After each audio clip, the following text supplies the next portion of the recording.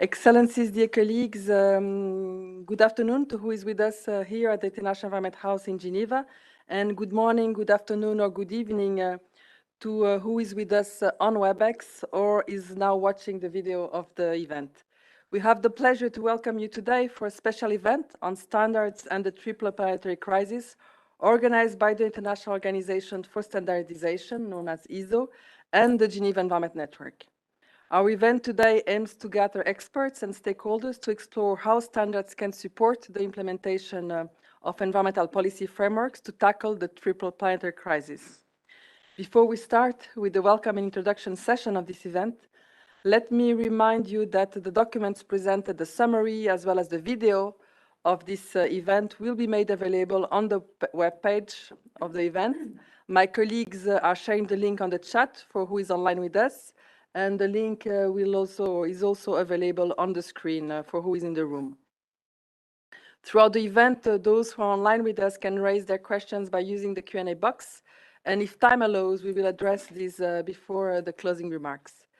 We will start the event with a welcome and introduction session to be followed by the substantive panel discussion that will be moderated by Caroline Dierbierbeck, the director of the Forum on Trade, Environment and Sustainable Development Goals, known as TESS.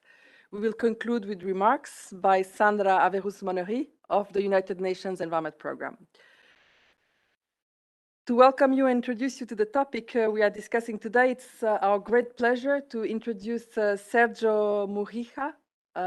We didn't check before how I would pronounce your name, so I hope it's correct.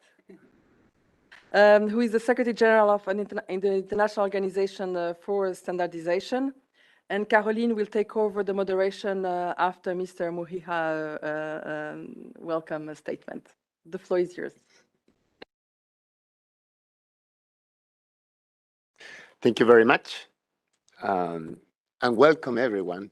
It's really a pleasure to have you all participating in this event. And let me start by saying a few words about ISO. We are the International Organization for Standardization. We were created in 1947, right after World War II, because it was already understood at that moment that if we wanted to rebuild the world, we needed international standards. And we are, of course, based here in Geneva, but ISO is so much more than a building in Geneva. It's a system, it's a family, as I like to call it. And the key elements there are, number one, our membership.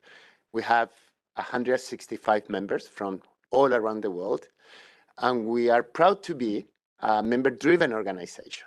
So we have the governance infrastructure to make it sure that it's the member who takes the main decisions for the organization, both at the governance level as well as the technical level. The second key pillar is our technical community, because we don't write our standards here in Geneva. The standards are written by technical committees, nearly 800 of them, if we consider also the subcommittees. And they do it in a very collaborative manner. So we have an incredible network of over 50,000 international experts that have been appointed by the members, and they take decisions by consensus. And it's basically trying to figure what is the best way to do something. What's the best way to create a product? What is the best possible process or the way to provide a service? And we have a portfolio of around 24,000 international standards. But it's so much more than the what. It's not only the standards what matter here. And in the case of ISO, the process, the how, is as important as the deliverable. Because we believe in a decision-making process that is based on consensus, which is not necessarily an easy thing to achieve, but it's so important.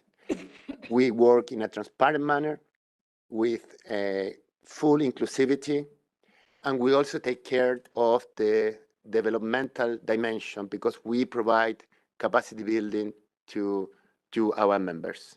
So the how is essential, as I mentioned before, and we deeply believe in collaboration as a core value of our proposition. Collaboration first with other international organizations, because standardization can be a crowded field. And so it's very important that we coordinate our efforts with others so we do not duplicate or overlap the portfolio of standards. Collaboration among the experts, of course, because they need to provide the technical expertise, but at the same time to make sure that decisions are there by consensus. Collaborate with the stakeholders, with the civil society. And at the end, it's about the value of incorporating all voices in your decision-making process. And one of the key stakeholders we engage with are policymakers and regulators. And many people tend to believe that standards are another layer of regulations. And that is not the case. Most of our standards are voluntary, but we work closely with policymakers and regulators to support them in the acceleration of the implementation of the regulations. We do not compete with them, we support them. And actually, many of our standards are incorporated in the regulations. And not only that, the World Trade Organization, through the TBT agreement, they recommend that if you're going to have regulations, for them not to be considered technical barriers to trade, they should use international standards. So that is the value proposition and why we collaborate with other international organizations and with policymakers. So that's ISO. So why are we here today? There are three key topics, three key challenges that we have to address. It's climate change, biodiversity, and pollution.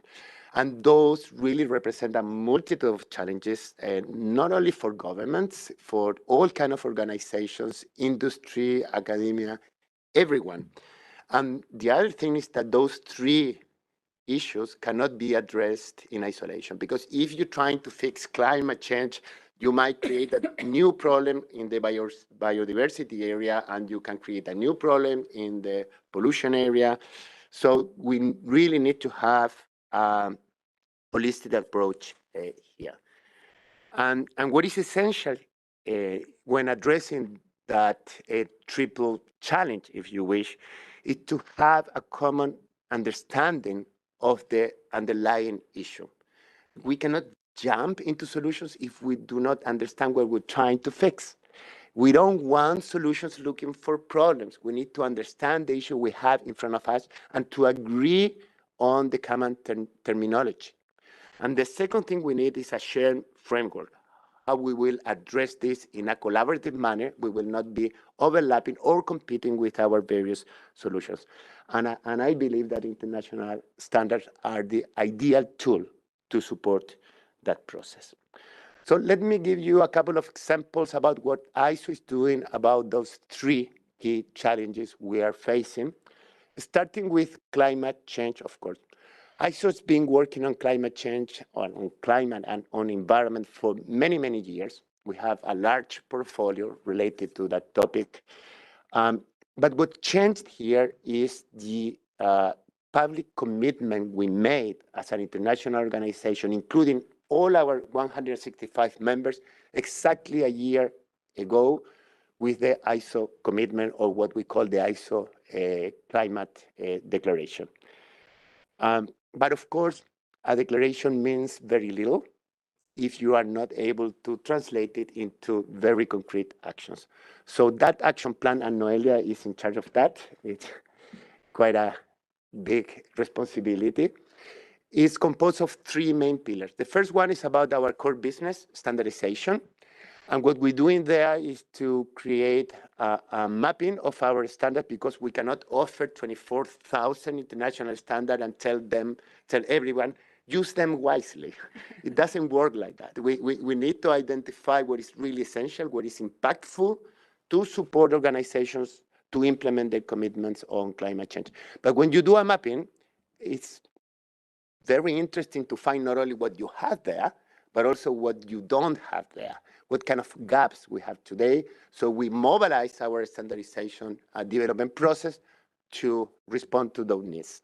And you also need to understand what you have but needs to be updated, the revision of our standard, because many of them were made in a different moment where climate was very different in terms of priority or in terms of the various alternatives you had to comply with your commitments. So it's a mapping with gaps and also with the identification of your revisions, and also including the climate science that need to be a core voice within our standard development process. So that's pillar number one. Pillar number two is on partnerships. We cannot address climate change working in isolation, and we know that. We need to team up with other organizations. We need to include civil society in that effort. We need to include experts on that effort. Partnership is easy to say. It's not so simple to achieve in practice. This is a very crowded field, and there is competition, and we all know that there is competition for the positioning, what is the best solution here. What we have to do there is combine our talents so we can offer something that makes sense to the public and to the organization. And the third one is about capacity building, because we cannot address this from Geneva only.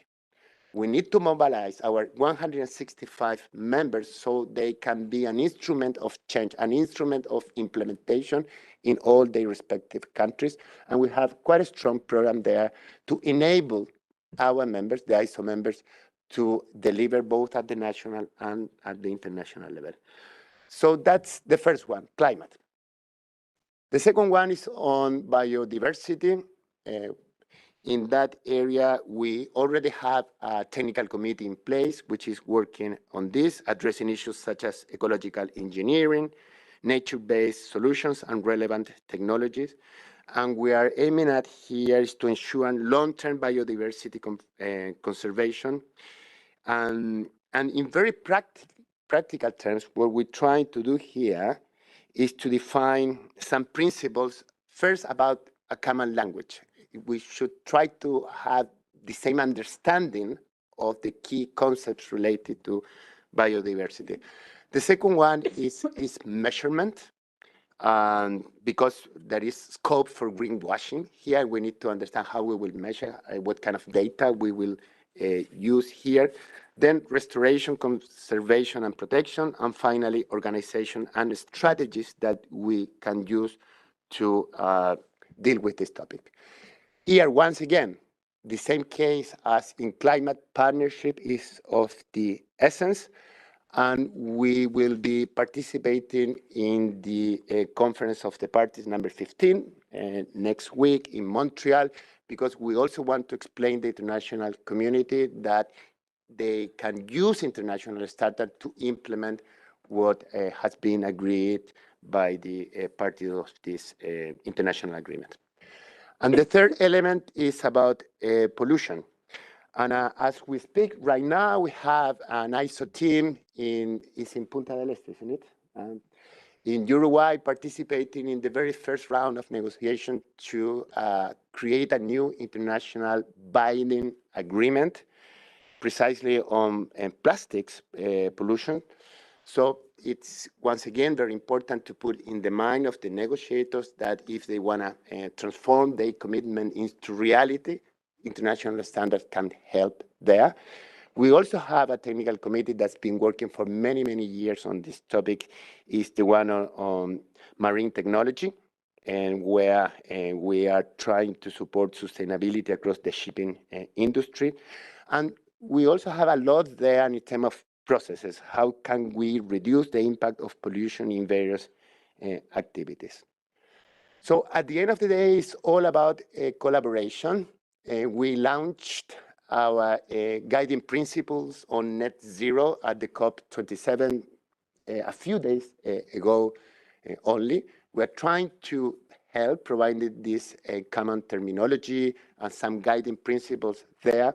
But when the UN Secretary General launched the COP26 in Glasgow a year ago, what he said was there is a surplus of confusion and lack of credibility when it comes to net zero. And he created his high-level expert group precisely to try to define in a manner that makes sense to everyone what this means and how we can achieve that. And it's very interesting to see that when the outcome of that high-level working group was launched a few days ago at the COP27, ISO was mentioned as one of the key instruments that can be used when it comes to prove that the methodology is a good one in order to claim net zero, for example. So that's a good example of how collaboration can help us to implement our commitment. So that's the key message number one. The second one is a sense of urgency. Climate change or any of these three issues will wait for us. So we need to collaborate, but now, so we can deliver better solutions. And the third one is to put in everybody's mind or radar the possibility of use international standard to accelerate the implementation of the decision.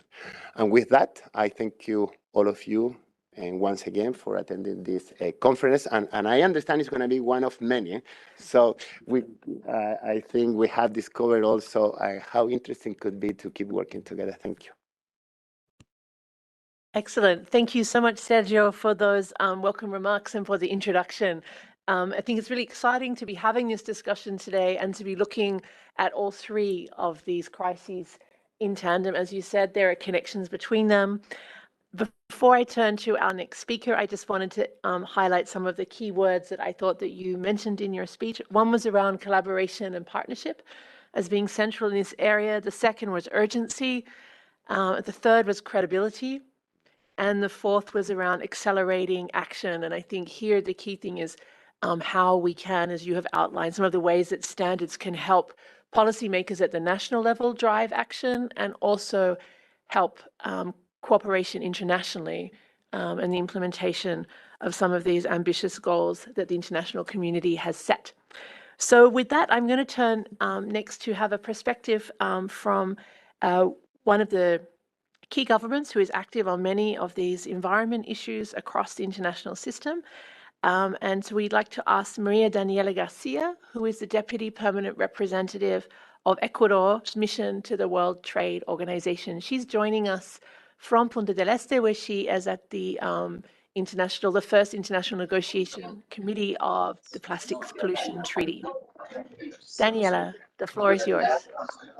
Thank you very much, Caroline, and thank you very much to ISO, to Geneva Environment for this kind invitation, and to all the people there. I can see Mateo, Caroline, Noelia, and a lot of friends of Ecuador and our initiatives over there. And that shows how experts and diverse experts are involved in this issue on standards. So just mentioning what the Secretary General of ISO in a very in a great way mentioned the importance and the role of the standards to tackle, to contribute to tackling pollution, the loss of biodiversity, and climate change, and the need for a better and comprehensive understanding, I might say, on our side, governments and policymakers on this complex but very important issue. That's definitely a tool that will definitely contribute to this to the diversity of challenges we face as governments. As other fields, that of standards and standardization depends on a diversity of organizations and technical committees and bodies, including domestically. And for countries, as I mentioned, it's crucial to obtain a better understanding on the structure and functioning of this international standardization system internationally and domestically, and work with our domestic bodies in charge of this topic. The role of the standards, it was well mentioned, and it's instrumental to support effective implementation of environmental treaties. And there was already the example, the case of the future global treaty on plastic pollution. but also in terms of key biodiversity parameters that are very important for countries such as Ecuador in terms of sectors such as cacao, cocoa, coffee, and others. It has been instrumental to work with standards, voluntary standards, sustainability standards, but also in terms of market criteria to contribute to these sectors that represent an important contribution, economic contribution to our countries, but also of them, many small and many SMEs depend on these sectors. So the standards, together with other instruments, would help to set and verify targets and monitor progress in addressing these different topics, including when we talk about climate change, pollution, and biodiversity loss. And there is a good example in terms of circular economy and how it has been implemented in terms of Ecuador, and how we have been working in terms of standards for products, but also when we talk about the standards for services in terms of recycle, how recycle processes take place in Ecuador. So that's an important part of the equation that sometimes we don't see directly, but we always talk about standards and we relate that to products, but it also goes in terms of processes and services. So that's a very important part of the equation. We're working we're working together with ISO in the Dialogue for Plastic Pollution that is coordinated by Ecuador, China, Barbados, Fiji, Australia, and Morocco. It's a great part of our contribution of the dialogue in terms of collective approaches, and we look forward to contribute from that front to the negotiations here at the INC to improve the understanding of negotiators on the importance of standards when we talk about plastic, from the design to the services, as I mentioned, and all around the circular economy concept. We definitely see standards as a contributor for sustainable practices. In terms of challenges, I would say, and we have expressed this, for example, in the TBT committee, it's very important to understand how there's, for example, international standardization bodies in some countries, in developed countries, they are private. In our countries, we have public entities in charge of these issues. So it's very important for us to understand how we can engage better with the stakeholders, experts, private sector, and in terms of consultation processes, but also engage with the different dimensions of these matters. There's certainly a need for more involvement by governments to define priorities for standard setting and to use this as a real and important tool in the efforts to, for example, in terms of plastics, phase out certain types of plastics, in terms of biodiversity, how we can enhance the sustainability criteria for sectors that are important for us, and of course, climate change. There is a diversity of areas, including measurement. Not to go more into detail. There's also, I think, a need for clear roadmaps and the understanding how these areas can help in a diversity of aspects. We relay, as I mentioned, sometimes the standard with products, so we need to go beyond. I'm coordinating also cybersecurity in terms of the e-commerce negotiations, so you might guess that I do love this part of the conversation in terms of the standards and the importance it plays in a diversity of areas. I will stop here by thanking you and this great panel, and thanks for inviting Ecuador. My ambassador wanted to be here with us today, but he couldn't, but he will be certainly involved with this matter, and we count on Ecuador. And of course, we count on you for addressing this topic in the diverse areas related to environment and sustainable development. Thanks, Caroline. Excellent. Thank you, Daniela, and thank you for taking the time to join us when I'm sure you have many commitments there in Punta del Este. So I think we've had an excellent introduction from our two opening speakers to the role of international standards and their relevance to these three planetary crises. I think we've also heard so far that these standards are really urgently needed to help catalyze the economic transformation towards more sustainable production and consumption. They're really vital across international supply chains, especially because so many markets are connected through international trade, and they're really vital to support environmental policy efforts at the national level.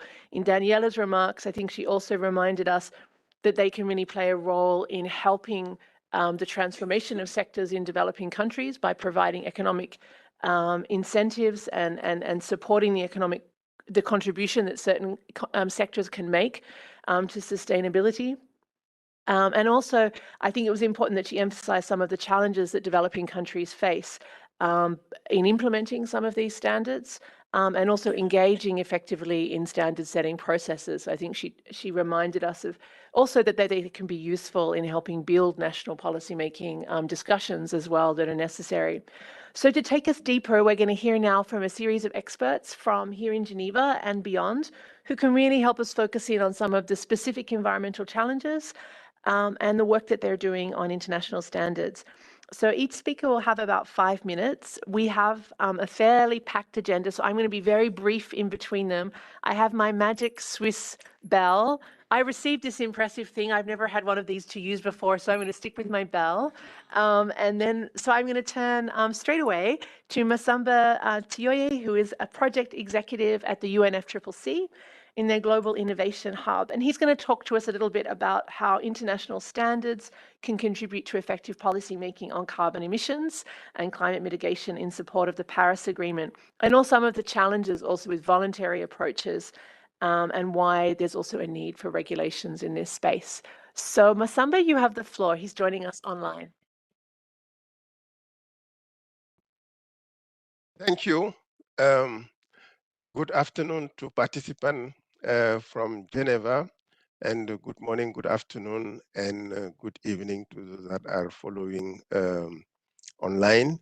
Thank you first, ISO, for the invitation to participate to this very important dialogue. For international standard to contribute to effective climate change mitigation policy, they must be standard with purpose. What do we mean by standard with purpose?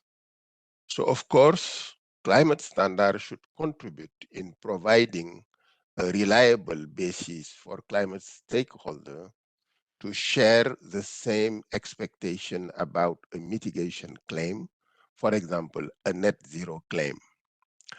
This helps build trust among parties and non-party stakeholders and facilitate cooperative approach to mitigation action, including the trading of carbon credit, the linking of carbon market, and so on. But for the climate standard to become standard with purpose, they should go beyond simply providing basis for common expectation and contribute in driving progress toward the purpose, including by promoting the full range of all the mitigation actions that are needed to achieve the purpose. So the net zero guideline and standard should therefore promote the mitigation actions that are the most conducive to achieving the net zero goal, such as those supporting the highest level of economic circularity. So instead of promoting just the incremental improvement of existing products and services at the sectoral level, these guidelines and standards with purpose should go beyond and address two important objectives. Where the human ultimate needs are satisfied with carbon-intensive products that do not fit in a net zero world, they should contribute in enabling the development of alternative value chain aligned with the climate and sustainability goal, able to disrupt the carbon-intensive product and services by making them redundant. They should also promote the development of multifunctional products and services that will contribute in reducing the number of products required to satisfy the human needs.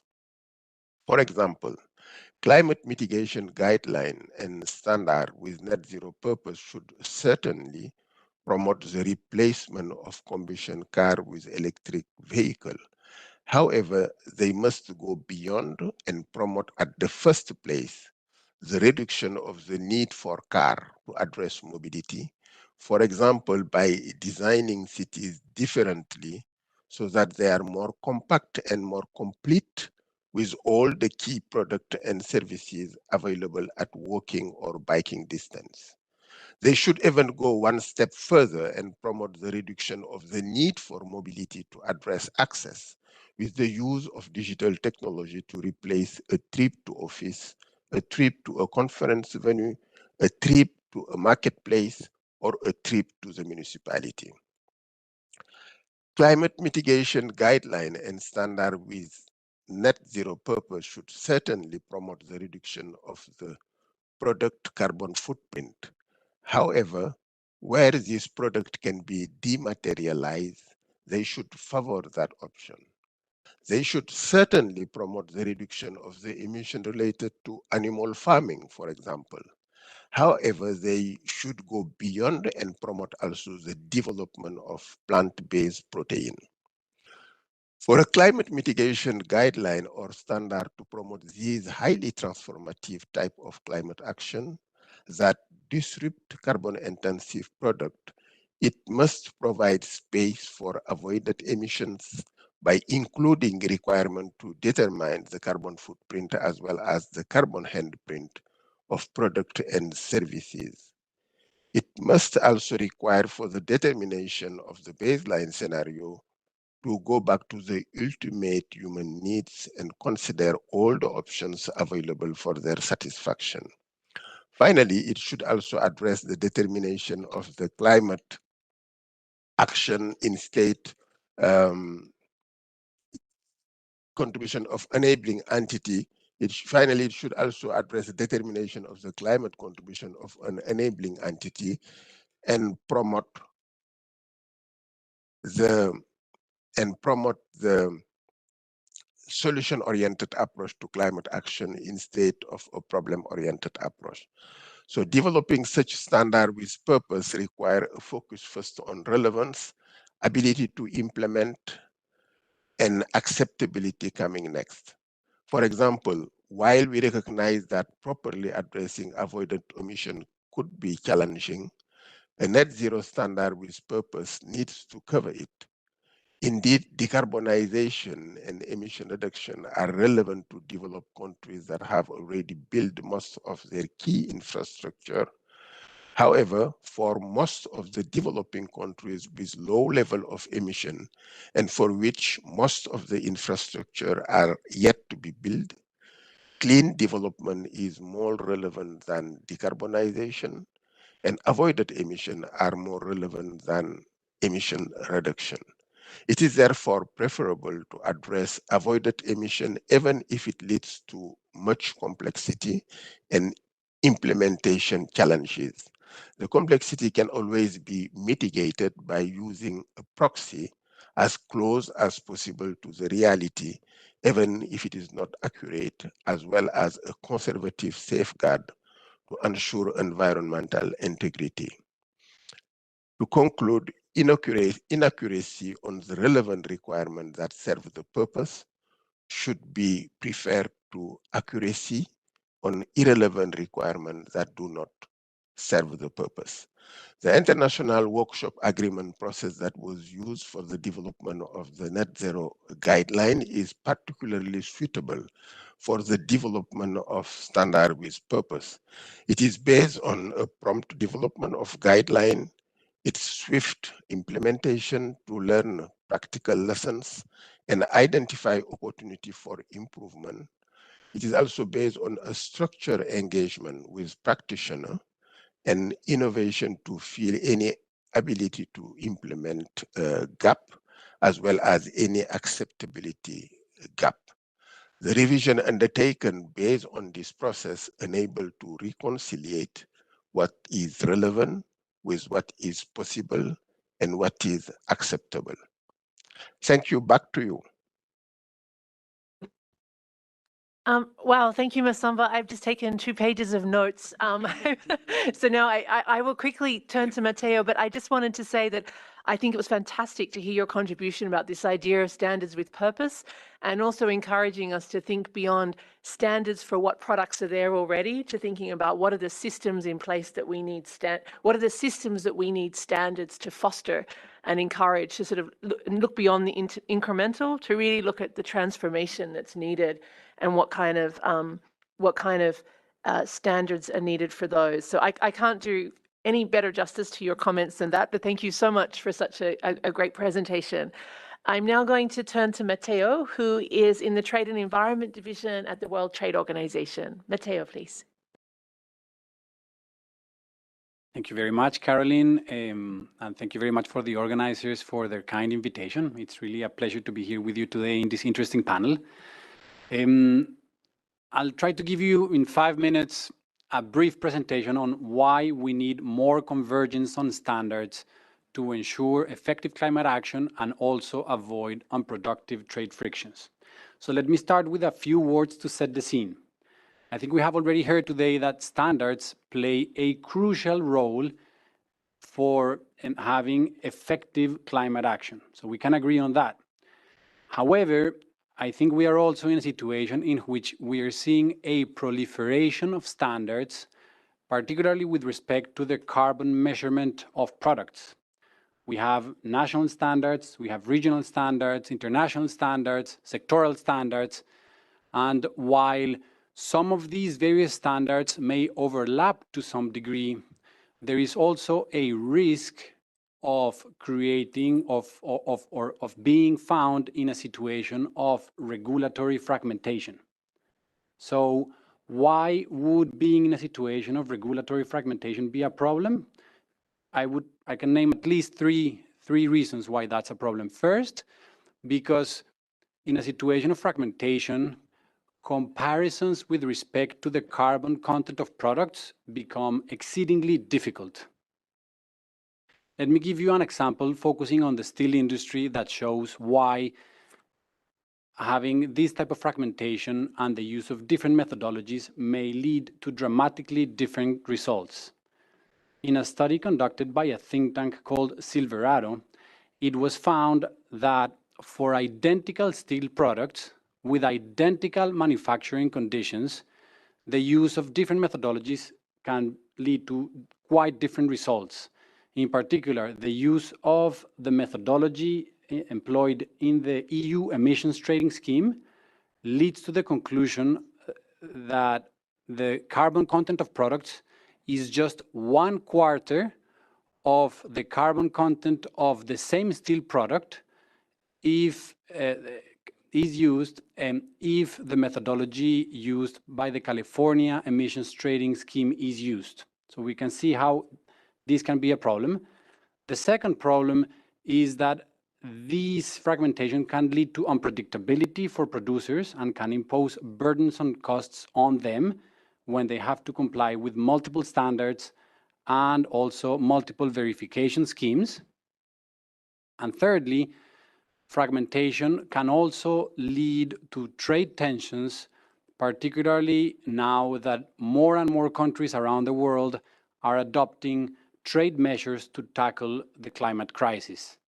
So in a situation in which the methodology used for measuring carbon content in the exporting country is dramatically different from the methodologies used in the importing country, it is likely that trade tensions could arise due to comparability problems.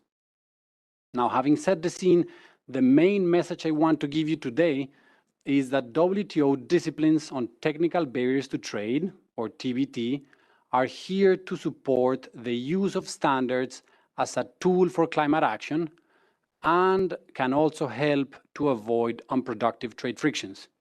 And in particular, disciplines in the TBT agreement can help to ensure convergence on carbon standards measurement. And second, they can also help to to ensure that the needs of developing countries are adequately taken into account. So let me start with the point on convergence.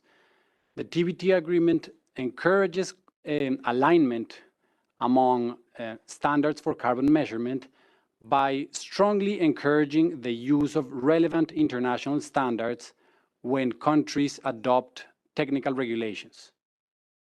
This is important because we need to ensure that a reduction of 1 ton of CO2 by a company in, say, Switzerland is equivalent to a reduction of 1 ton of carbon by a company in Argentina. The work of the TBT committee is also supportive of convergence on carbon measurement standards, and in particular through its guidance in the form of the 6 principles for the development of international standards, which, among other things, ensure that transparency is adequately provided, that conflicting international standards are not adopted, and importantly, that the needs of developing countries are considered. So let me turn to this as a final point. Developing countries have unique needs that need to be addressed. Many producers in many developing countries do not have the ability to adequately measure their carbon emissions or the ability to convey the sufficient trust in their carbon measurements through verification mechanisms. And this is a big problem. It is a big problem because producers in many countries which are carbon competitive will not be able to demonstrate such competitiveness. For example, producers of fruits and vegetables in Africa that use sunshine, manual labor, and natural fertilizers,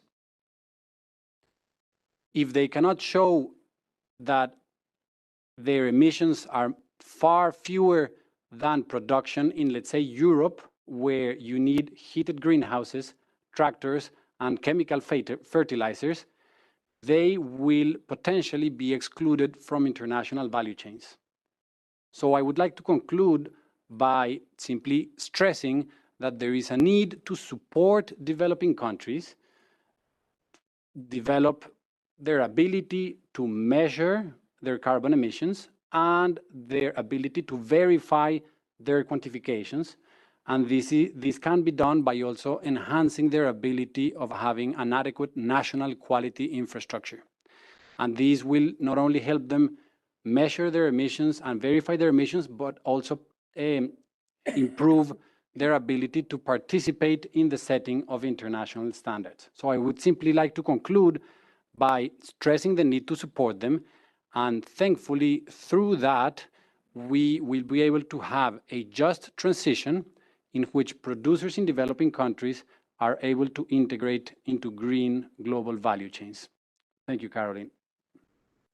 Excellent. Thank you very much, Matteo. A great introduction also to the TPT guidelines, to the trade considerations, and also for the particular issues facing developing countries, both in the development and the implementation of these standards. So thank you very much. I'm going to turn directly now to Francesca Ceni, who joins us from the Secretariat of the Basel, Rotterdam, and Stockholm Conventions, where she's a program officer. Thank you, Francesca. Thank you. Thank you for this invitation to participate in this event, and thank you to all the participants. And I have the pleasure to present how standards help in the implementation of the BRS conventions, and I will present some examples.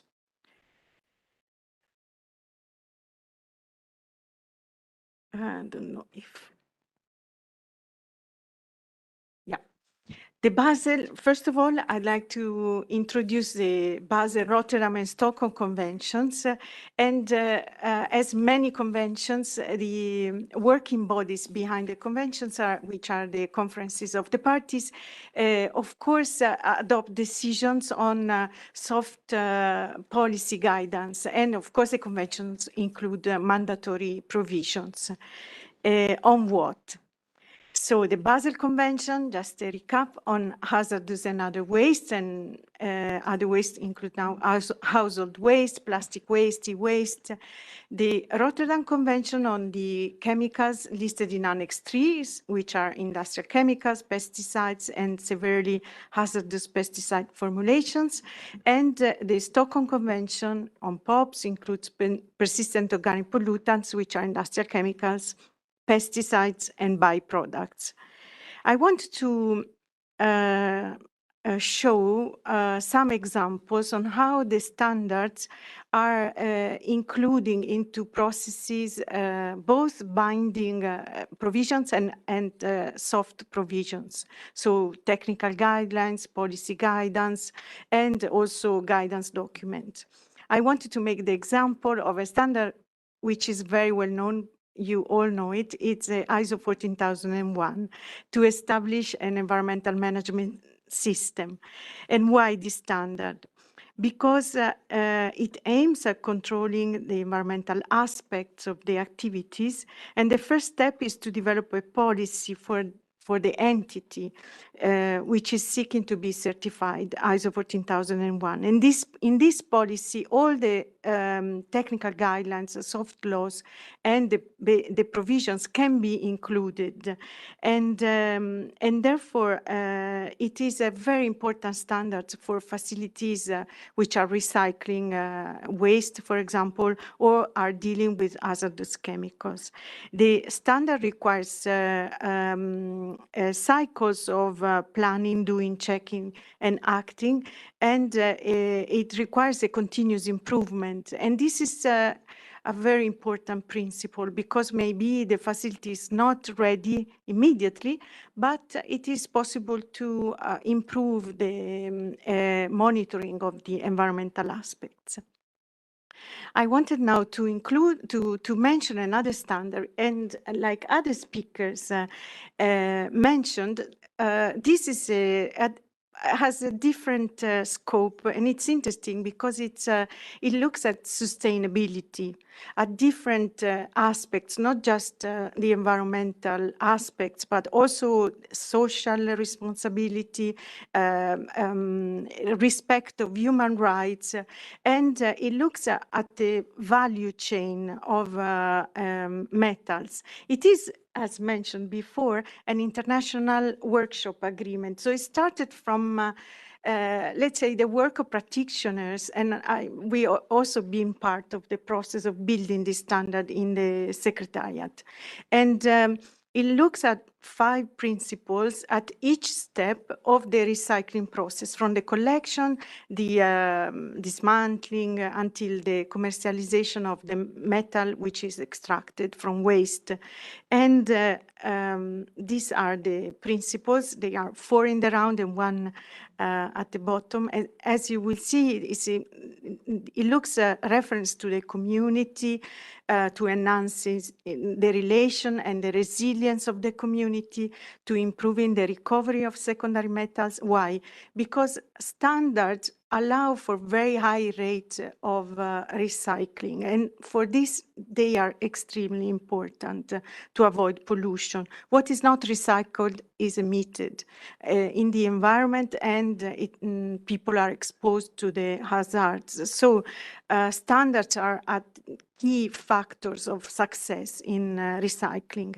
And then it looks at, of course, protecting the environment, natural resources, and improving working conditions, and implementing a sustainable management approach. This standard also requires a traceability process by which in every stage there is like a balance of the materials coming in the stage and going out. And this is very important because it is possible at the end to know if the metal is being recycled and the source of the metal is really sustainable. The other very important aspect is that this standard was developed around the needs of developing countries.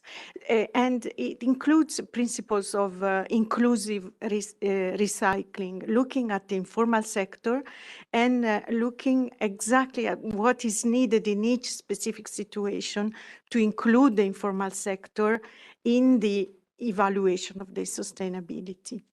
As mentioned, it is not yet an international standard. It is in the process of becoming an international standard, and more standards of this sort would be needed in the future.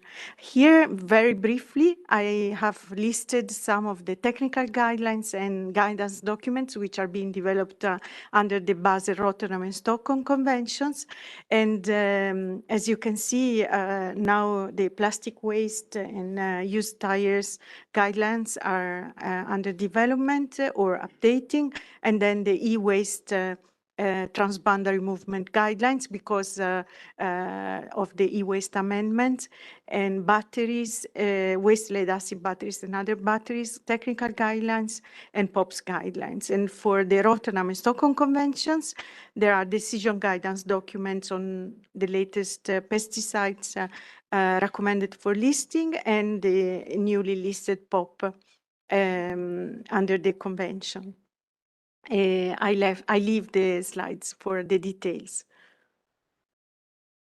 Thank you very much, Francesca, both for giving us really concrete examples of how the ISO standards can be relevant to these international legal frameworks and also to national regulatory efforts, and also to draw our attention to the fact that this universe of standards, voluntary regulations, we had a discussion before this meeting about the terminology, but also the fact that these agreements themselves generate a set of guidelines which also fall into this broad world of terminology around standards as well that are relevant for us to have on the radar. So I'm going to turn directly now to our next speaker is Thomas Brooks, who is Chief Scientist at the International Union for the Conservation of Nature, IUCN. He's going to talk to us a bit about international standards and biodiversity. Thank you very much, Carolyn. Good day, everybody. This is an extremely timely discussion. So thank you so much for the invitation to participate. It's coming in the middle of possibly the densest, the most intense, not to say the most exhausting concentration of environmental meetings that I think have ever taken place. With the plastics negotiations, as we've heard, with the Convention on International Trade in Endangered Species meetings, the Ramsar Convention meetings, the climate meetings in Egypt a couple of weeks ago, and then, as we've heard, the Convention on Biological Diversity meetings kicking off in Montreal this weekend. This discussion is also really timely in the slightly broader sweep of history, I think. In 2015, with the establishment of the Sustainable Development Goals, we saw for the first time environmental sustainability being elevated to the level of consideration as social and economic sustainability.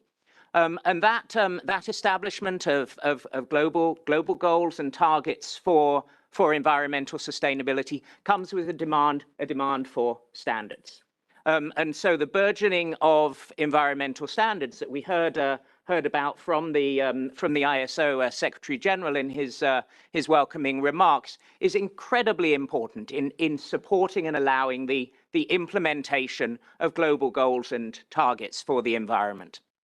Let me give 3 key reasons why I think standards are so important for supporting environmental sustainability, focused maybe in particular on the biodiversity dimensions. The first relates to consistency and comparability across space, between countries, across geography. We've already heard from our WTO colleague about with your example of Switzerland relative to Argentina. we're talking about global goals and standards that are for national implementation. So we have to be able to have confidence that those 198 slices of the pie add up to the entire global cake. It's not just a question of consistency and comparability between countries, but also within countries. The environment is extremely heterogeneous. Biodiversity, life on Earth, is distributed very unevenly around the surface of the planet. And so a similar action implemented in a different place can have a very different impact. Standards are essential to allow us to have a common currency for comparing those impacts. A second key point is consistency and comparability across sectors. We've had global environmental goals and targets for a number of years, dating back 20 years or so. Most recently with the Strategic Plan for Biodiversity and its 20 targets, which are widely recognized to have not been delivered, not been met across most countries and around the world. And a major explanation, a major reason for that is a failure of mainstreaming. The fact that implementation of those goals and targets largely and frequently stayed within environment ministries. It's recognized that many of the drivers are coming from beyond the environmental sector. It's essential to allow consistency and comparability from across other line ministries, and crucially across other sectors, across civil society and across the private sector. And then the final point I want to make on consistency and comparability is the importance of tracking change over time. We know that the state of nature is changing very fast. In some cases, it's improving. In many cases, it's deteriorating. It's fundamentally important to be able to track that. Even more important is the ability to be able to consistently and comparably document what actions are taking place and what impacts those actions are taking. So again, understanding change over time in a consistent way is fundamental. Happily, there is a long history of establishment of environmental standards. IUCN, the International Union for Conservation of Nature, has for 70 years now served as a standard setter for nature conservation, drawing from our membership of 200 or so governments and 1,000 or so indigenous peoples organizations and non-governmental organizations. IUCN has in particular focused on establishment of standards that relate to risk of loss. So, for example, for risk of species extinction that is implemented through the IUCN Red List of Threatened Species, and risk of ecosystem collapse implemented through the Red List of Ecosystems.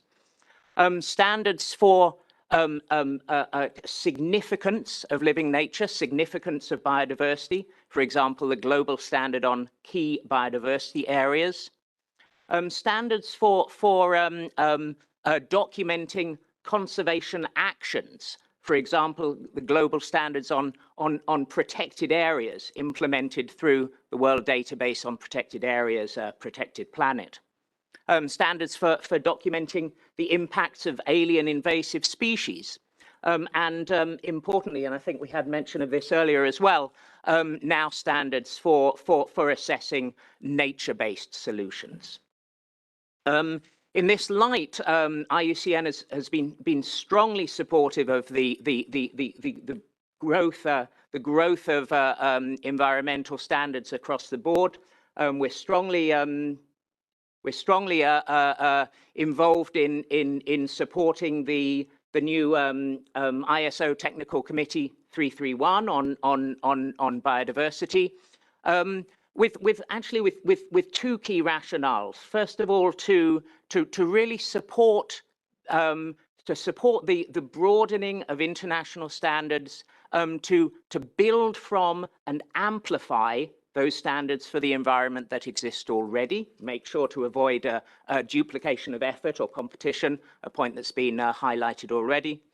and then also to identify and fill the gaps. And there are still quite a lot of gaps. Maybe one to highlight in particular relates to genetic dimensions of biodiversity. And I'll wrap up by a quick advert to highlight that we'll be digging deeper into these discussions in an event coming up in a week or so, no, 2 weeks' time, 14th of December, in the Conference of the Parties of the Convention on Biological Diversity in Montreal. So hope if any of you are present over there in Canada, you'll have a chance to pick up the discussion with us there. Thanks so much. Thank you very much, Thomas, also for drawing our attention to the kinds of standards that are already there in the biodiversity world and your efforts to work also with the ISO, and for giving us a good rationale as to why these standards matter. So we have 2 more speakers, and then I'm hoping we're going to have at least 15 minutes for some questions at the end. So the next speaker is Justin Wilkes, who is Executive Director of the Environmental Coalition on Standards. We're really delighted to have Justin here today, in particular because he's the head of one of the few NGOs that systematically follows the international standardization processes. So Justin, he's joining us online. You have the floor. Good afternoon, and thank you very much for the invitation and for that introduction. Yeah, I'll just start by briefly introducing ECOS. We are an international NGO with a network of members and experts advocating for environmentally technical standards, policies and laws.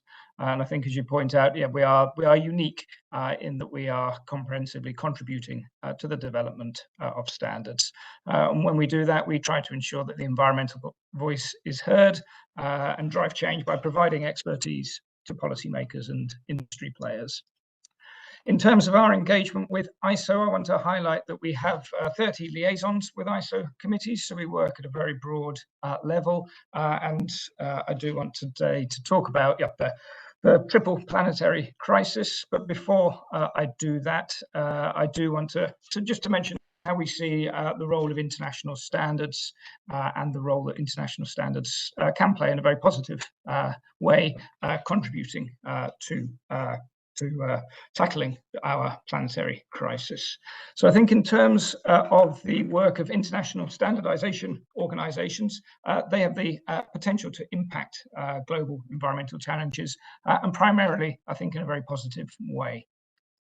International environmental agreements should become key drivers, we think, for the international standardization organizations. And we think that ISO and others should strategically and proactively support the realization of international environmental agreements and the SDGs. For this to happen, environmental issues must be systematically addressed by standardization organizations to ensure that ambitious international standards are developed in a timely manner. And finally, I think on this one point, international environmental agreements and the SDGs should therefore be considered in an open, transparent and inclusive ways at all tiers of the standardization system, starting from the strategic management level and the governance level, with the full participation of environmental NGOs and other key civil society players. This approach then needs to trickle down to the technical level and the day-to-day standardization work in a structured, comprehensive and effective manner. So why is it important to engage with environmental stakeholders and to make sure that you do have the right stakeholders around the table? Because simply that brings better standards. Standards need to be future-looking and they need innovative players, whether those are companies, whether those are thinkers, around the table to ensure that those innovative players, they're going to be the incumbent companies of tomorrow. So I think it's very crucial that they are playing a key role in developing standards. And one other key element of ISO's work is the ISO climate commitment that Sergio touched upon. It is a very important commitment that has been made, and it commits national standardization bodies to bringing environmental stakeholders into the development of standards. And I think crucially here will be the effective implementation of this commitment. And I think we've seen, the first fruits of that commitment, I think, was with regard to the development of the net zero guidelines that's been mentioned previously. So this workshop agreement 42, that is a very helpful first step by standardizers. We need to make sure, obviously, that 14,068 on carbon neutrality that is currently under development is also making a positive contribution to the implementation of standards. And I think absolutely key here is on climate, we need to focus on mitigation. That is absolutely crucial, and linked to mitigation, obviously, is also how companies are able to claim carbon neutrality using misleading claims and achievements. So it's very important this standard in particular does prevent greenwashing. In terms of nature and biodiversity, as the previous speaker mentioned, there is a very important ISO committee at work, 331. We're contributing to that, and I think it's very, very important that standards are needed, which bring scientific knowledge and best practice into companies' strategies and practices who implement those standards. Organizations need to be able to assess their dependencies and their impacts upon ecosystems and species in order to assess the long-term sustainability of their operations. I think that is an absolutely crucial issue, and standards can play a key role there to do that. Nature and biodiversity, let's not forget that they are key to our survival, especially in the face of climate change. Within cities, urban trees and parks provide a natural barrier for citizens against heat. Outside cities, managed lands like farms and forests are weaker against droughts, pests or storms without biodiversity. Standards must support land managers in working with nature for land to be thriving and resilient.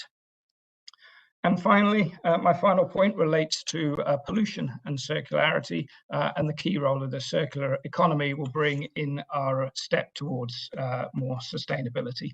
80% of a product's environmental impact is designed into that product, and therefore it's absolutely crucial when we are looking at the circular economy that we are working very, very closely at providing standards that can support the design of sustainable products.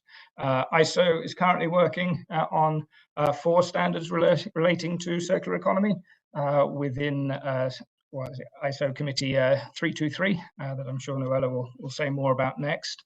Obviously, I think the focus on circularity needs to be that the linear economy is turned into a circular economy, and its loops are efficient as possible and perform well. And I think that's where standards need to step up and can play a very important role.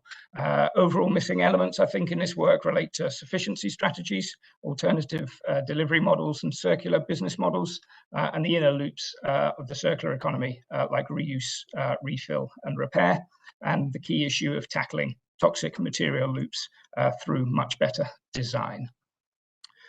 And one final point, I think, with regard to stakeholders, I don't think it's only environmental NGOs where there needs to be more of a focus upon, but when looking at the circular economy, you need the relevant economic players there as well. You need your repairers, you need your reuse operators, your reverse logistics providers, and your local authorities.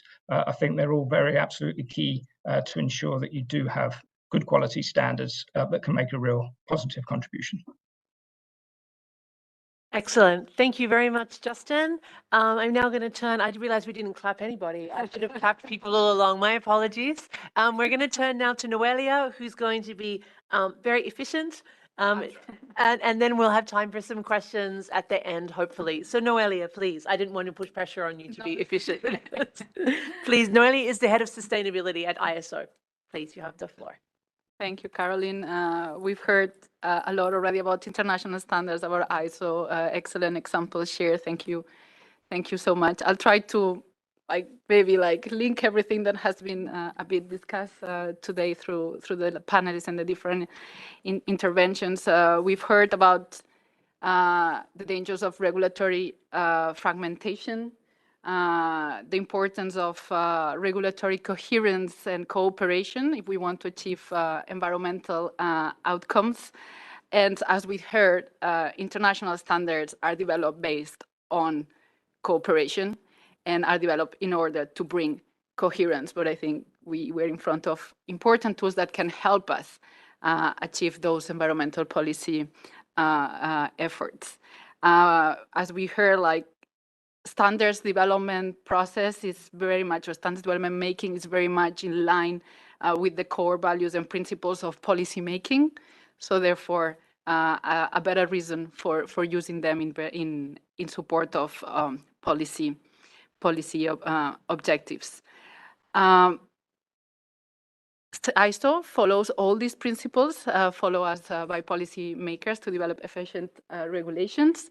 And we add two other principles, which is the first one is stakeholder engagement. And this brings me to the importance of collaboration, something we have heard so much today. We already show we collaborate with many of you here in this room today and online.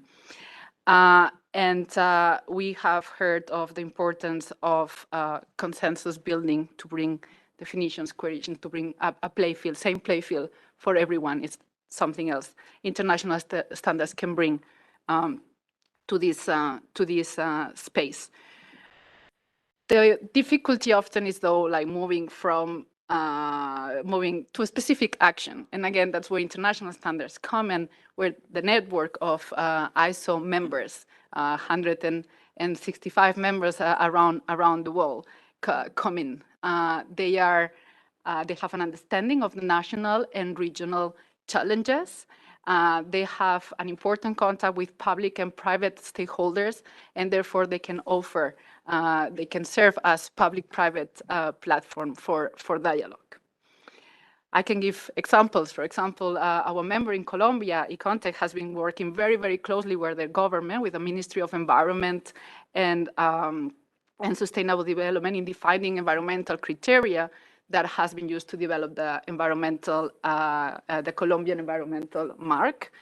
Our member in the United Kingdom, BSI, also is working currently in coordinating a multi-stakeholder approach to guide the development of new standards to support UK's government ambition to decarbonize the transport system by 2050. So these are examples of like the role that our members can play in this needed multi-stakeholder dialogue to bring solutions and to accelerate the successful achievement of the 3 Rio Conventions, the current discussions for the Treaty of Plastics, and the achievement of the United Nations Sustainable Development Goals in general.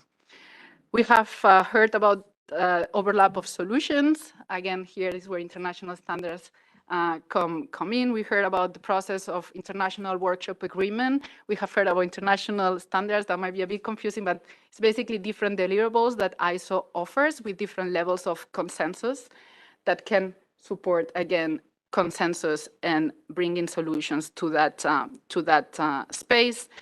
The net zero guidelines were developed by this workshop agreement, which was a collaboration also with the UNFCCC. Masamba was with us here today, but it's also a document that refers to things that exist already. It refers to the SBTI net zero guidelines. So we haven't started from scratch. We are not starting from zero. We build on solutions that already exist there. So that's also something the ISO platform can offer to support the triple planetary crisis. And finally, we heard about relevance, purpose, and acceptance. Again, consensus. We have been for many years developing solutions by consensus, and is a very important principle for us.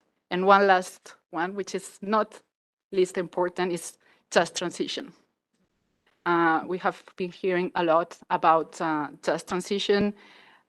Developing countries being at the table is at the heart of ISO's work, is one strategic aspect of ISO.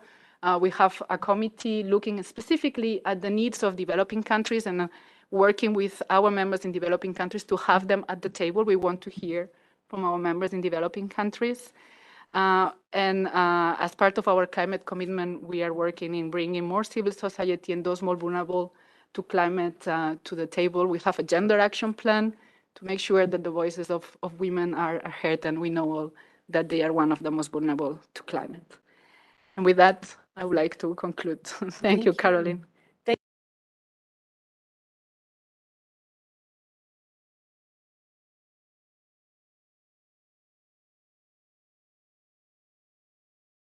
3 questions, and then we will hope we can whiz through those really fast through our panelists.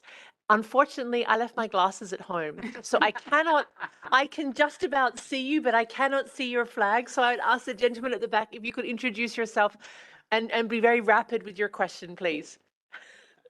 Thank you. I'm Peter Luneborg. I'm a senior program officer at the South Center, which is an intergovernmental think tank of developing countries, and I'm working in the area of trade. So I have 2 quick questions. So I like the points made on methodologies for measuring carbon content of goods. You know, the Glasgow Compact or Pact made a big point out of this, and there's a role for different organizations there. For ISO particularly, you have ISO 14067. So my practical question is, where are we there? Because that is a standard for measuring carbon content. Where are we? What is the use by companies and governments?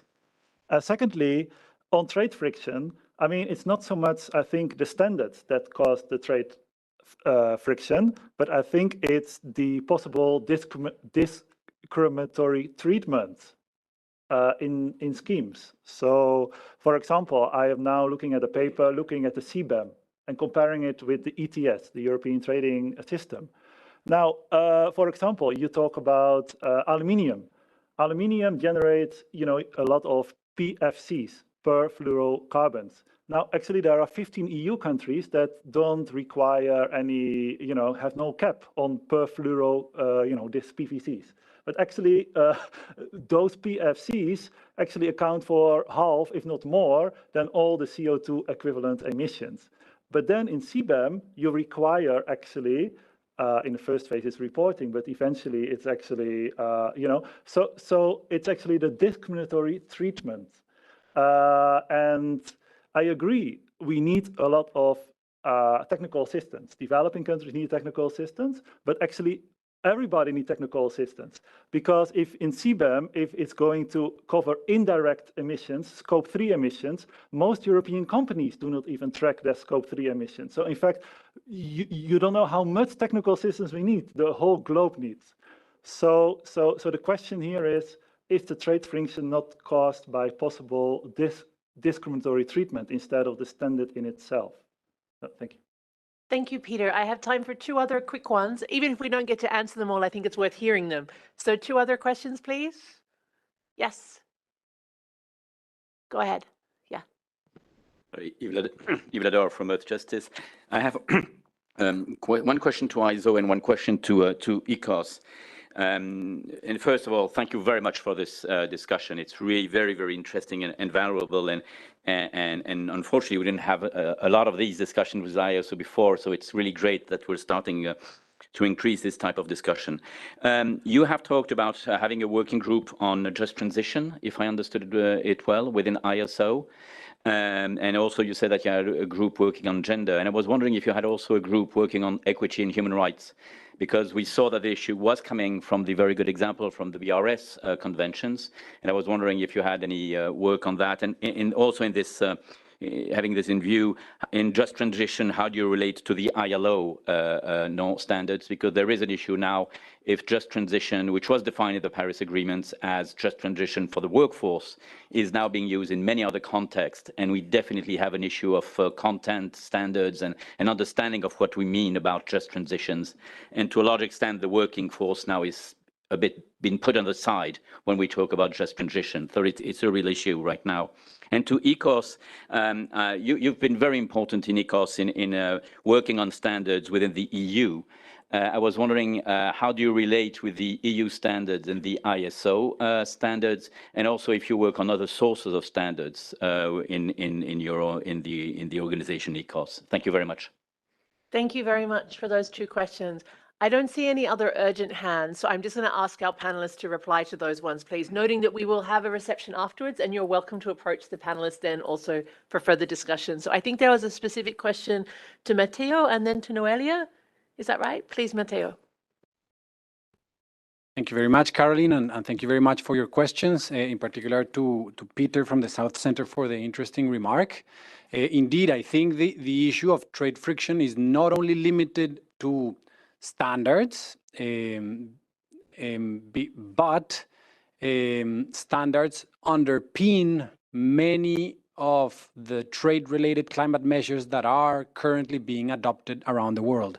And I will, of course, issue no comment on CBAM, but just in a generic fashion, I think it's important to indicate that situations in which divergence, either in the underlying standards for carbon measurement or in any other aspect of a trade-related climate measure, leads to discrimination, that's exactly where potential trade friction may arise.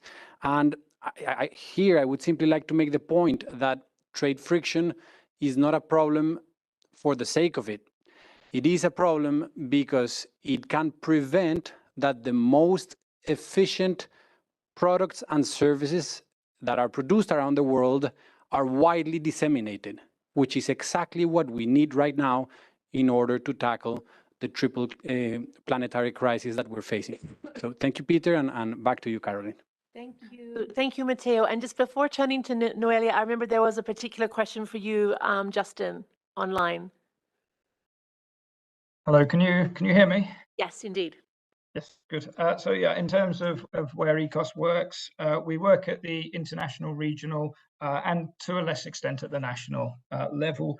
So at the international level, we have 30 liaisons with ISO committees, and we also work in the IEC as well, where we have around I think 16 liaisons. We're looking at joining the ITU so that we can contribute to ITU work, but we have an issue with the membership fee there and the level of engagement that we can make at this stage. At the European level, we are a partner organisation to both CEN and CENELEC, and a member of ETSI, the telecommunications standardization body, which is becoming increasingly important from our perspective in terms of circular electronics. And then also we do work on voluntary sustainability standards, so we cooperate with the UNFSS, and also we're engaged at looking at the governance structures of certain voluntary sustainability standards in the bio-based field, because I think that's an important one for us. So we do work generally within the ISO IEC system, but we are increasingly working on voluntary sustainability standards, which are becoming more and more prominent, more and more interesting from an environmental perspective. Great. Thank you very much, Justin, and also for mentioning two other actors who may equally have been here today. One is the UN Forum on Sustainability Standards, which is at UNCTAD, and the other, well, just to note that of the sectors we looked at today, we really didn't look at the agriculture sector beyond the biodiversity sort of cut. And of course, there's a huge wealth of voluntary sustainability standards and issues that could be explored another time. But I'm going to turn to Noelia to answer the question, and then I'll turn to our colleagues from UNEP to close. Please. Thank you, Caroline. So the question related just transition. We do not have a specific working group or group on just transition, but as ISO and as part of our climate commitment, we are committed to support the participation of civil society and to hearing the voice of those more vulnerable in climate. We do have a gender action plan. We are signatories of the UNEC Declaration on Gender Responsive Standards, and there is our commitment to bring the voices of women and to develop gender responsive standards. We have work on youth as well. We have a committee that brings the consumer voices. It's Copolco.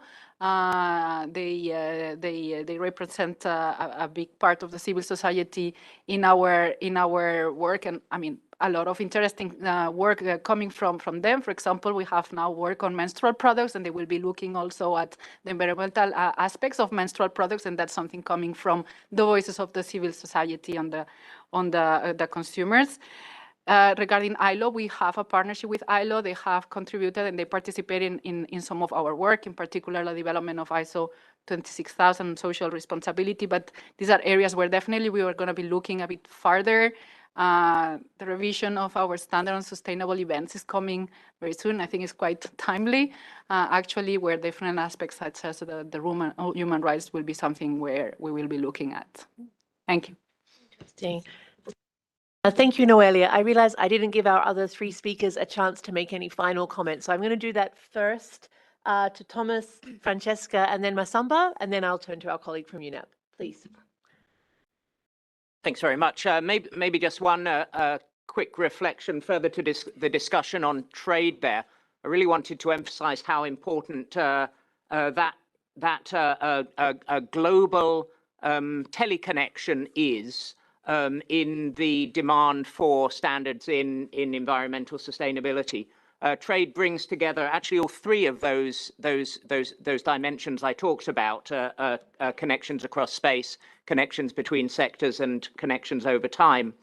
We know that trade is that major elements of environmental crises are embodied in trade. Recent work shows that about a third of global biodiversity loss is embodied in trade. So consumption, unsustainable consumption, typically in the global north, driving biodiversity loss, typically in the global south. But that also presents a really great opportunity for modifications of that system, again guided by standards, to increase sustainability in production that can then in turn drive increasing sustainability in consumption. Thanks. Thank you, Thomas. Francesca, we try to be super short. Yes. No, I wanted to speak about future standards and the importance of integration of different considerations, so social responsibility, human rights, respect, environment, health, and circular economy standards for chemicals and waste. This is very important, but these standards are very specific by product, for example, electronics or gold, and there are multiple standards available, and it's really necessary to have to streamline them and to have more of them.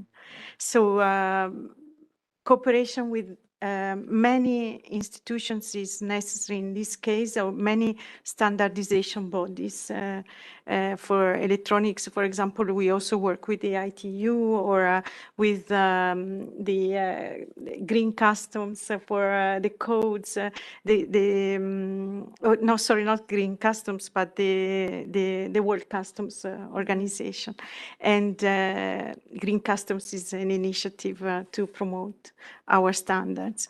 And so my message is that integration and measurement on carbon emissions in these processes and in circular economy considerations are very important in the standards for the future. Thank you, Francesca. And then Masamba, if I can go back to you.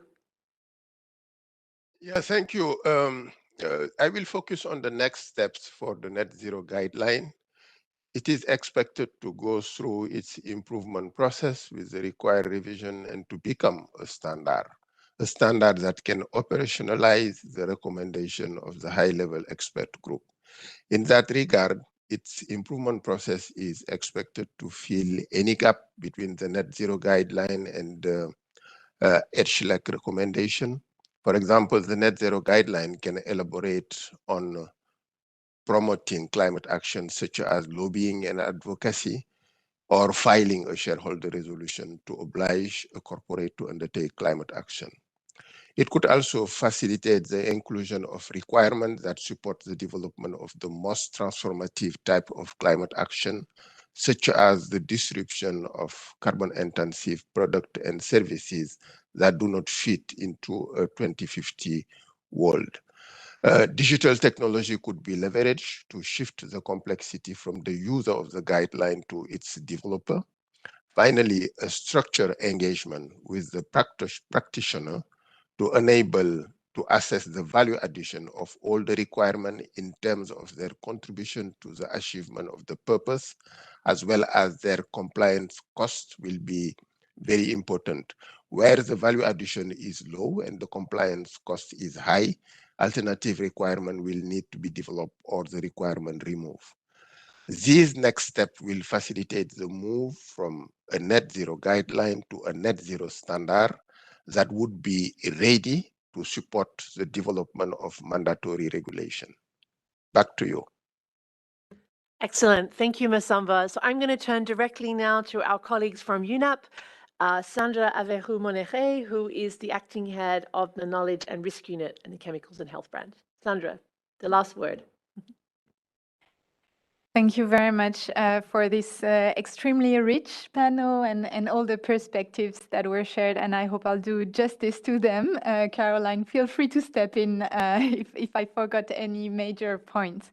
But I just wanted to highlight, we heard today a great scope of international standards and their key role in supporting mandatory approaches and regulation. And I think that was nicely set by the Secretary General of ISO from the start. We've seen a number of examples where international standards can be referenced in international environmental agreements, such as explained by the BRS Secretariat.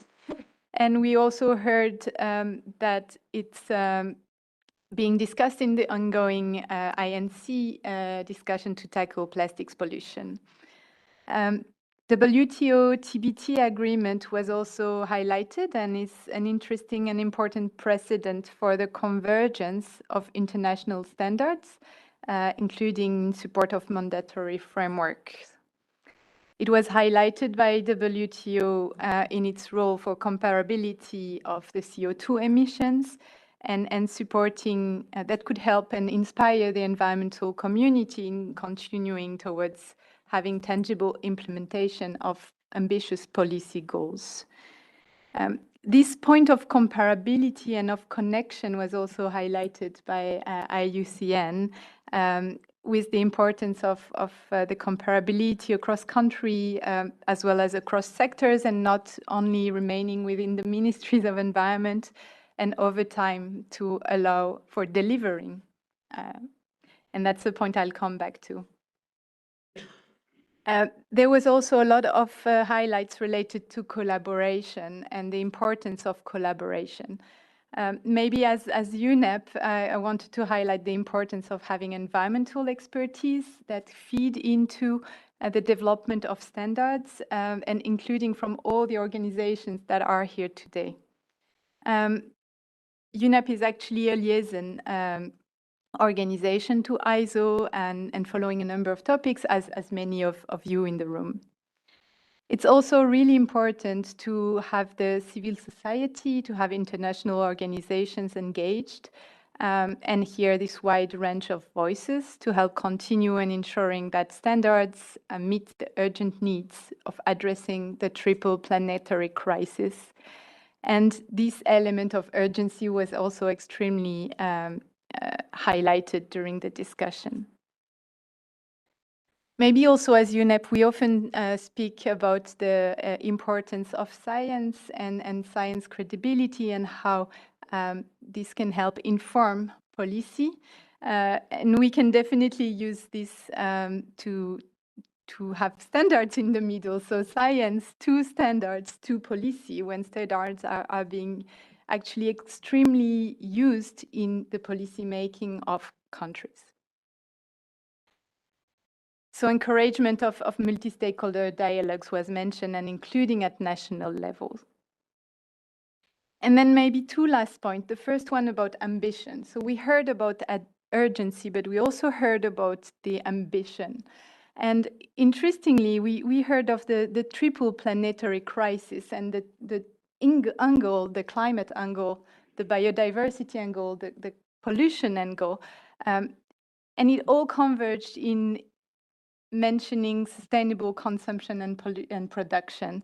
So helping, catalyzing sustainable consumption and production, helping, enabling, delivering sustainable value chains. So we heard from the climate perspective, it has to be transformative. We heard from ECOS, we need ambitious international standards. So we heard that the preventive approach is really important in standards, the design of sustainable products.